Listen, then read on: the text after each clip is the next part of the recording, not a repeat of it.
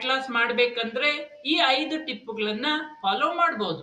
ಮೊದಲನೇ ಟಿಪ್ಪು, ಆದಷ್ಟು ತಿನ್ನೋ ಊಟ ಮನೆ ಊಟ ಇರಬೇಕು. ಎರಡನೇದು, ಊಟ ತಿಂಡಿ ಮಾಡೋಕೆ ಟೈಮ್ ಫಿಕ್ಸ್ ಮಾಡ್ಕೊಳ್ಬೇಕು. ಡೈಲಿ ಅದೇ ಟೈಮ್ಗೆ ಊಟ ಮಾಡಬೇಕು. ಮೂರನೇ ಟಿಪ್, ನಿಮ್ಮ ಪ್ಲೇಟ್ ಸಲಾಡ್ ಖಂಡಿತ ಇರಬೇಕು, ಪಲ್ಯ ಖಂಡಿತ ಇರಬೇಕು, ಪ್ರೋಟೀನ್ ಖಂಡಿತ ಇರಬೇಕು.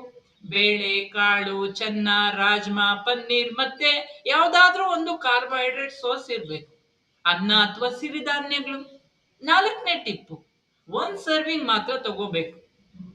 ಚೆನ್ನಾಗಿದೆ ಅಂತ ಹೇಳಿ ಇನ್ನೊಂದಿಷ್ಟು ಹಾಕೋಬಾರ್ದು. ಐದನೇ ಟಿಪ್ಪು, ನಿಮ್ ಊಟ ಒಂದು ಜಾಗದಲ್ಲಿ ಕುಳಿತುಕೊಂಡು ಆರಾಮಾಗಿ ತಿನ್ಬೇಕು, ಚೆನ್ನಾಗಿ ಅಗದು ತಿನ್ಬೇಕು. ಈ ಟಿಪ್ಸ್ ಅನ್ನ 5 ದಿನ ನೀವು ಟ್ರೈ ಮಾಡಿ ನೋಡಿ, ರಿಸಲ್ಟ್ ಖಂಡಿತ ಬರುತ್ತೆ.